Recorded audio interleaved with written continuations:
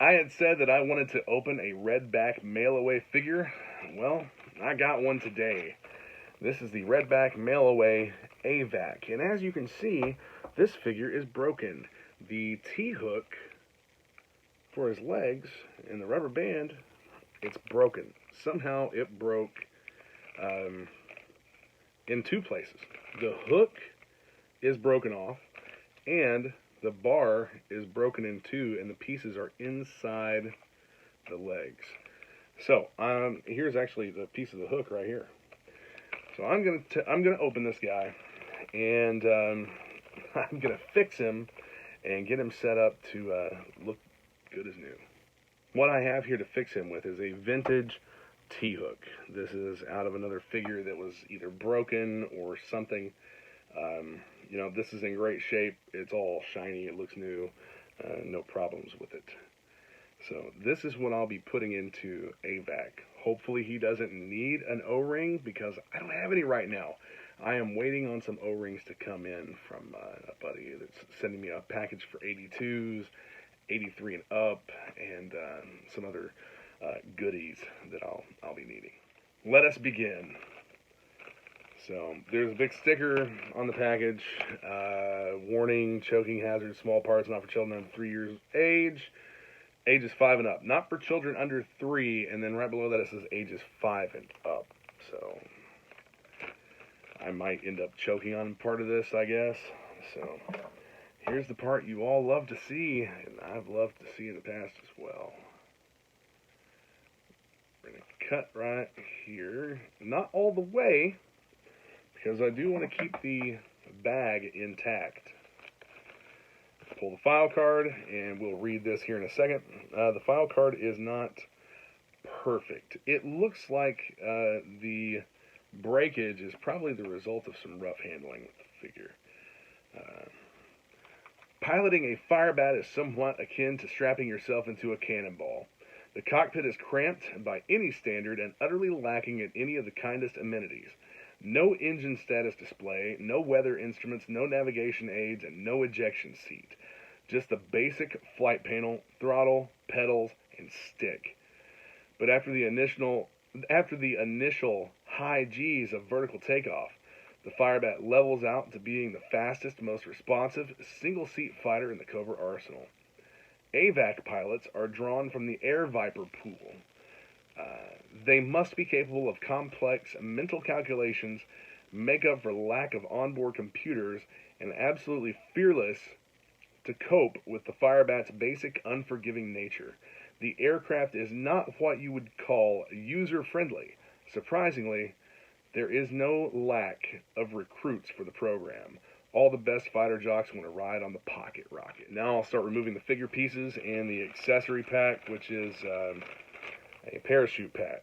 And this thing is in beautiful condition, as would be expected from a sealed figures accessories. It's nice and flat. I'm not going to, yeah, probably am.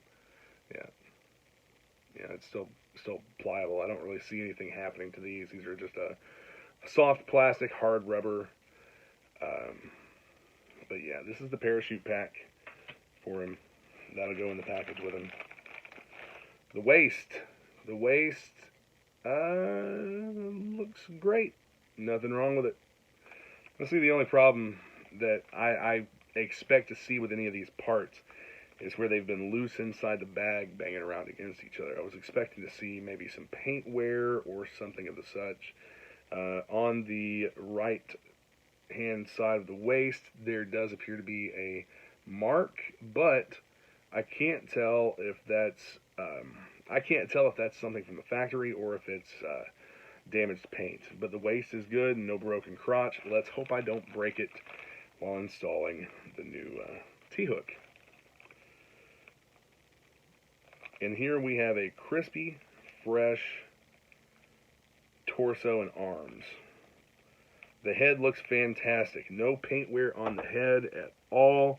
I know sometimes you'll see paint wear up on this area or on the edges around the back of the helmet. No discoloration to note. I know sometimes that figures, when they're exposed to sunlight or UV light or even incandescent bulbs, will yellow a little bit. But he is a great looking figure. And that I see one little mark on the chest where it looks like something might have contacted it while moving around, but it didn't touch the logo, and it just kind of left a little mark on the silver paint. But the logo looks perfect. Legs. We have the left leg. Absolutely perfect paint. This looks fantastic. There's not a bit of wear on it anywhere. Now I'll have to get that broken T-hook out of there. Right leg. No paint wear. Absolutely perfect. Looks great. So it looks like there's only, a spot or two on the figure that may have been affected by the parts flopping around loose inside this package. So I'm going to dump this little piece of T-hook out here, and I'm going to throw that away. No need to keep it. The first thing that I'm going to do is completely disassemble the torso by removing the screw in the back. I already have a screwdriver set up for this.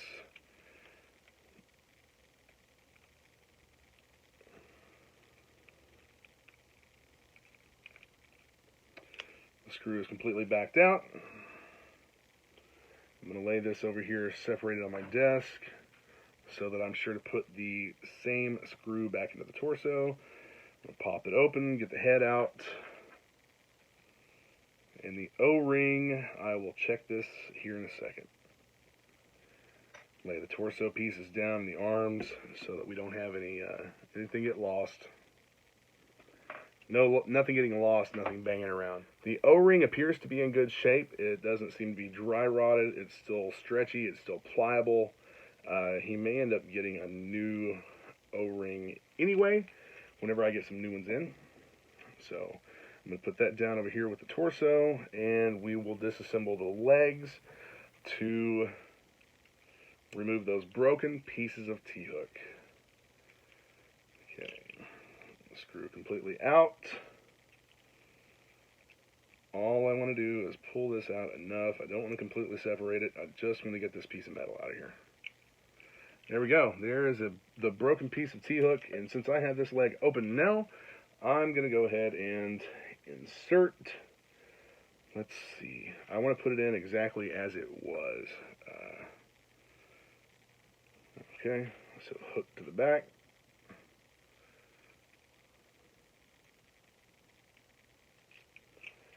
And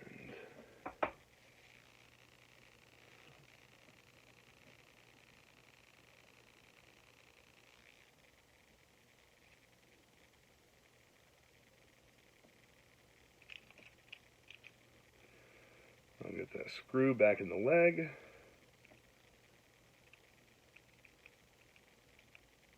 Just hand tight. I'm not cranking down on it. And move on to the next leg. Now this one is broken off all the way flush with the leg, so careful not to hit that paint.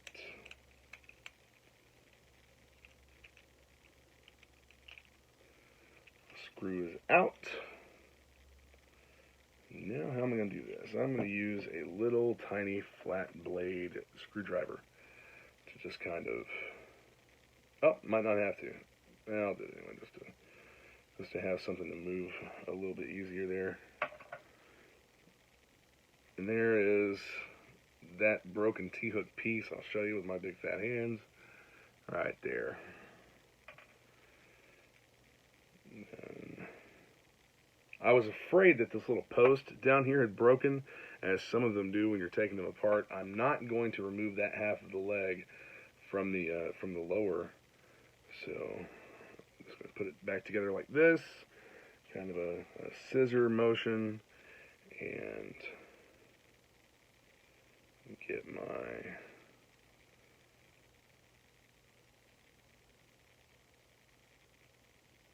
there we go.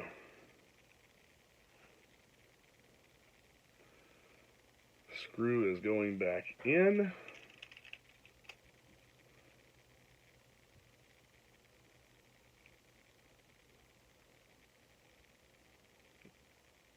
There we go. Easy start. All the way down.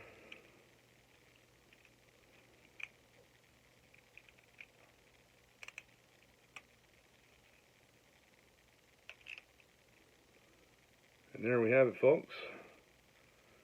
A nice reassembled legs with a brand new T-hook. So everyone typically has their own method of reassembling a figure, and I've seen some people say there's a right way, there's a wrong way, or whatever.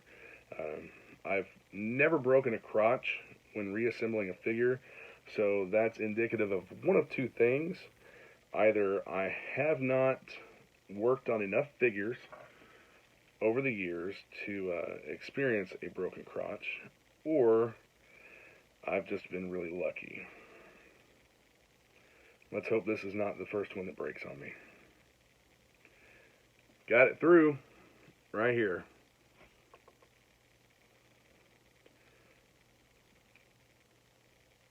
Now, what I normally like to do is take the back of the torso, and if you can see what I'm doing here, back of the torso, I'll hook it up, and there we go. That part is assembled.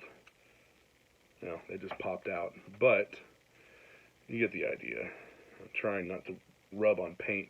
I'm going to push this O-ring back to where it's supposed to sit, back against the little molded cross that's on that post. And I'll add the arms.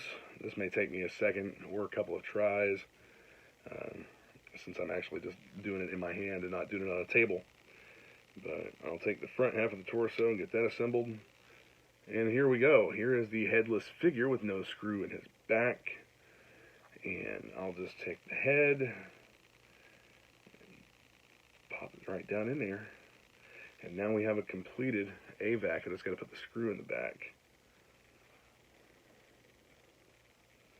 I'm placing the back screw, and I've been very, very careful while messing with these screws not to contact any of the paint, because I don't want to mar him up at all. I want him to remain a mint-looking figure. And that is just hand tight. One of the things that I noticed, and that I noticed earlier, the head on this figure was a little bit loose, and still is after assembly. Probably a couple things that could be done to alleviate that, but I'm not really concerned about it because he's going to be living in a clamshell case. So I'll position his arms here, and let me check some fitment, and I'll get right back to you. Alright, I think I know how I'm going to position him. He'll be standing inside the clamshell just like this, with his parachute pack behind him. Now, the wings, or the buckles of the parachute pack are a little bit wider than the bubble. So when this is displayed, it's actually going to look like that. It's going to stick out on either side, but luckily these things have enough give to them that it won't pose an issue. So, get a card back here. Actually, you know what? The way that feels, it may cause an issue, so I'm going to go with one of the wide bubbles for this guy. This is just my personal preference, using a wide bubble with the OG style Cobra enemy card back. And first thing I'm going to do is take an acid-free bag, a little Ziploc baggie here, and I'm going to drop that parachute pack right in there. Let me see if I can manipulate this here to... It's kind of one of those accessories that it's a little bit big to really do a whole... Yes, perfect. There we go. Fits perfect right into the bag, sideways. That way I can have it displayed next to the figure. And actually, yeah, okay, that's the side that I want up. Push the air out, zip up the bag. Now, I will place AVAC into the case. Get his arms out here a little bit. And I use these bags, like if I'm putting the figure in one of the wide cases, I'll use this baggie to kind of hold everything in place as well. So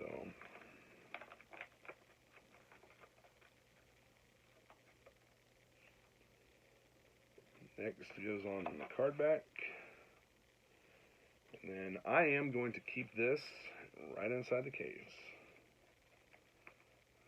Have to fold that piece down, and I'm going to add his file card right in here as well. And there we have it. AVAC is displayed in a clamshell case with his parachute pack. Fantastic. And there's no pressure on anything to contact paint or cause any paint rubs or anything like that. He is going directly up onto my wall with the rest of my loose figures. Well, not all of my loose figures, but with the rest of the loose figures that are displayed in the clamshells. So I'm going to pop the tab out here, and if anyone is interested in these, I do stock them, sell them, custom card backs along with the clamshell case. As you can see, the file card fits right back here behind the card back for a nice looking display, and you'll get hung up. Thanks for watching, guys. I hope that you enjoyed hanging out with me while I opened up this mail away AVAC, and hope that you'll stay tuned for more videos. I've got a lot more coming to you. If you're watching on YouTube, be sure to hit the subscribe button, and if you're check out some other videos, and stay tuned. There's plenty more stuff like this that I want to do. I will be opening some more mail away type figures, especially when I find them like this. Figure needs to be fixed.